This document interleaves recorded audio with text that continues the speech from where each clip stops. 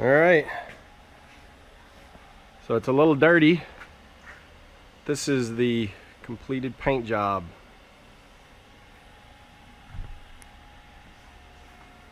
It's really good. Got a lot of metal flake in it. I don't know if you can see that.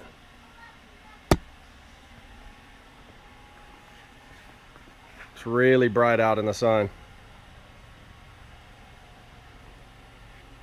Body was real straight on this thing to begin with. We didn't have them do a whole lot of body work. Just because, I mean, we want this to be somewhat useful. A little bit of orange peel right there. A lot of that's gonna buff out. So our job today is gonna be getting this thing to the point where we can take it to get cut and buffed with the same guys. So we got to put doors on, we got to put tailgate on, and we're going to go ahead and put the top on so it's all enclosed. You can see, actually I already got the windshield in there. Got a brand new windshield in it. So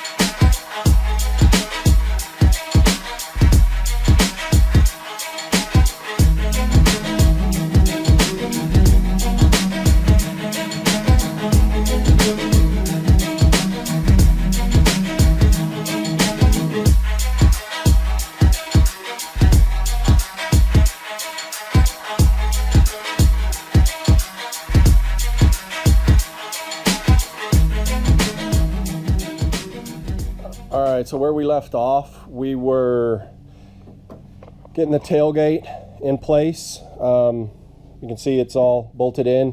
One of the cables is a little bit longer than the other, I'm guessing. Either that or there's a little bit of a twist in the tailgate, which you can see here. But I think we've got everything pretty well adjusted. This catch right here needs to be adjusted a little bit, but other than that, does pretty well. We went ahead and put the seal on it as well, the weather stripping, so that the tailgate wouldn't bang against the truck at all. So that looks pretty good, and we're about to get started on some of the weather stripping on the door. You can see we've already started on this one. We'll be taping it in place to help hold it. The process that we use to do this is we basically started right here and then put glue inside. Here's the cross section of it. We basically put glue inside of that and went ahead and ran it all the way up and around, and then used the tape to hold it. And don't be stingy with the tape. Then we only glued it initially to about right here because getting this piece in place was pretty difficult. So then what we did was, once we got it glued in and done all the way to here, then we just fought with this piece. The recommendations that we saw online said to put adhesive down here. I I think that that's a bad idea, because this material, what you're supposed to do is basically open it up like that and lay it down like that, and then as soon as you let any of the pressure off, it just pops right back. And so then it smears all the adhesive and everything everywhere. So we're gonna do it again on the other side and show you what we're doing as we go. The upper seal also on here. We still got to do that on the driver's side as well. So this was pretty easy. You just lay the adhesive out on the on both the door side and the seal itself, and then again we used a bunch of tape to hold it in place, and then just let it set up overnight, and it's on there pretty good now.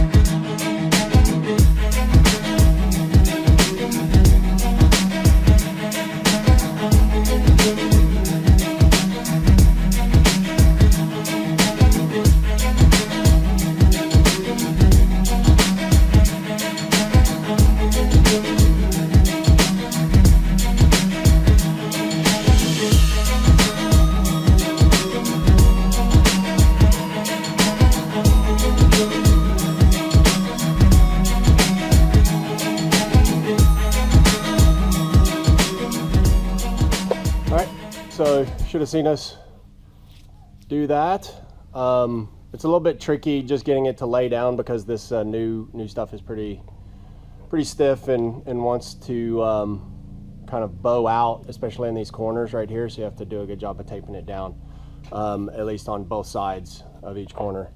Now for the sides right here, what we're going to do is actually do it half at a time. So we've taped this up. We're going to pull the right half off right here and just put glue inside of the groove on it, and then we'll pull that tape down or just move it over, and then we'll do the left hand side. And I think what we may try this time is actually not, because this is held down by the sill plate, we may even try not even gluing this part down here at the bottom. I don't know, we'll have to see. So check it out.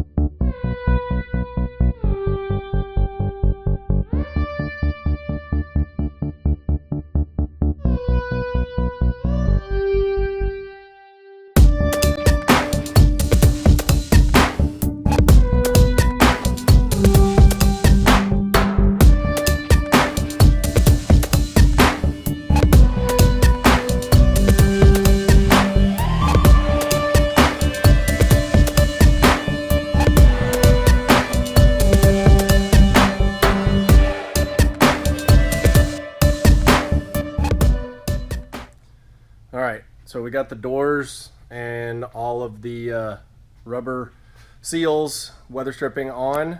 So the next thing we're going to start working on is putting the interior back in. So what we've got is basically a rubber floor going in. Make it nice and easy to rinse out. So we're gonna have to clean this out a little bit. We're gonna put some Dynamat underneath all of this. We're gonna build some panels to go in here. You'll see that in the next episode. Today, we're just hoping to finish getting everything ready on the inside, and maybe even get the headliner, the Dynamat in the front end, and all the rubber floors and everything laid in. So check it out.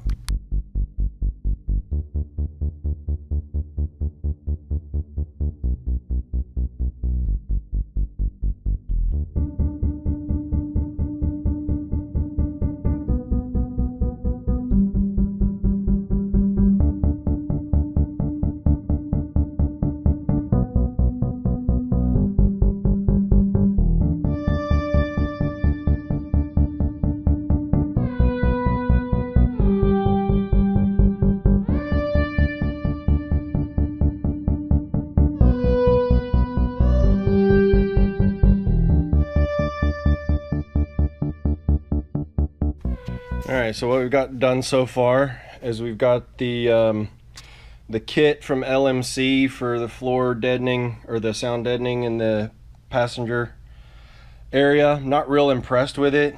I don't know like the specifics about it, but it looks like this stuff is supposed to be adhesive backed, but if you pull this plastic, which is almost impossible to get off, it's not sticky. So I'm not sure what's going on with it, but read online a few places and they said they just lay it down. But we did get the headliner in place. Looks pretty good.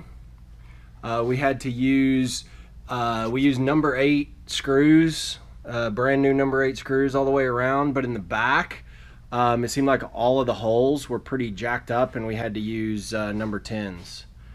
So I think we're gonna lay the rubber in the passenger area and start cutting it to fit, and then maybe lay the back in as well tonight.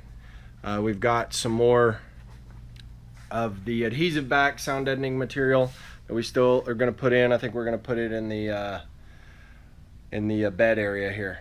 So see that in a second.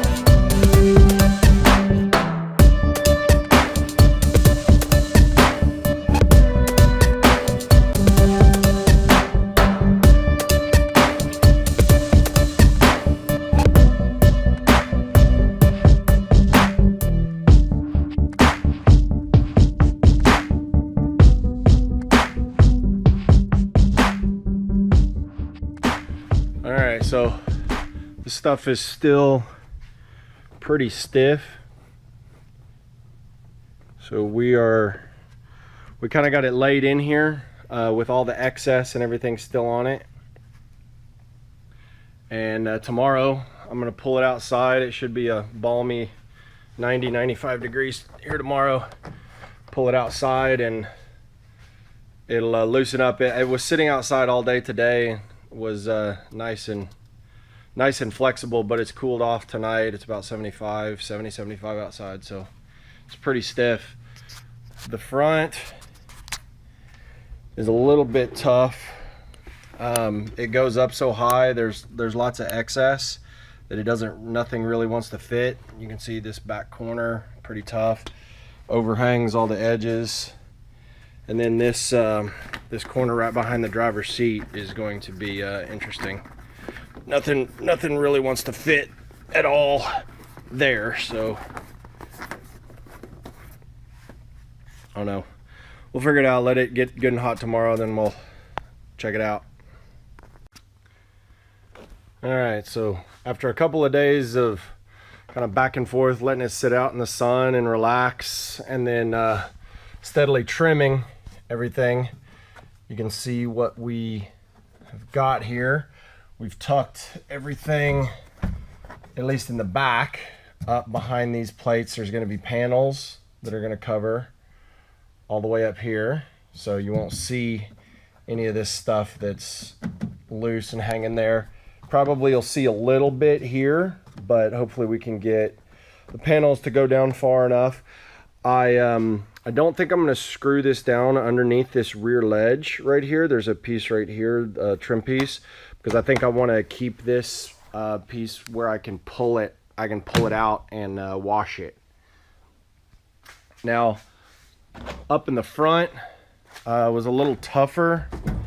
The contours and everything just made it a lot tougher. But basically what we did was we started up here and lined everything up on the transmission tunnel, and then just started pushing everything down in the crevices, and it's pretty much a perfect match for what the floor panel is. I mean, it looks like they molded it directly off of the floor of a Bronco or an F-150 or something. But then we just went around, once we got everything pretty well lined up, we just went around and cut out holes for the seats, for the seat fasteners. And then I took one little tip here, make things a little bit easier, is so I did the fender covers first and cut them down where the line would basically line up right here, and then you could tuck the rest back here. And then I had the front floor sit on top of that. And then what I did was I came around with a paint pen. And rather than trying to cut it in place where I was going to mess something up or cut the piece behind it or scratch my paint, I basically came through with a paint pen, like you can see here, and marked it exactly where I wanted to cut it. That way it would fall and land exactly where I wanted it, right under the edge of this, so like my sill trim and everything will bolt it down. And then I did the same thing all the way up front. You can see I tucked it in here. I think in the long run we're gonna have a kick panel right here, but then just basically went around, cut around the heater box, and just tucked it up and behind everything that we could all the way across. And the steering column and everything as well. So it's turning out pretty good. I think the last thing we're gonna do is throw the top on and get a few pictures for you guys to see.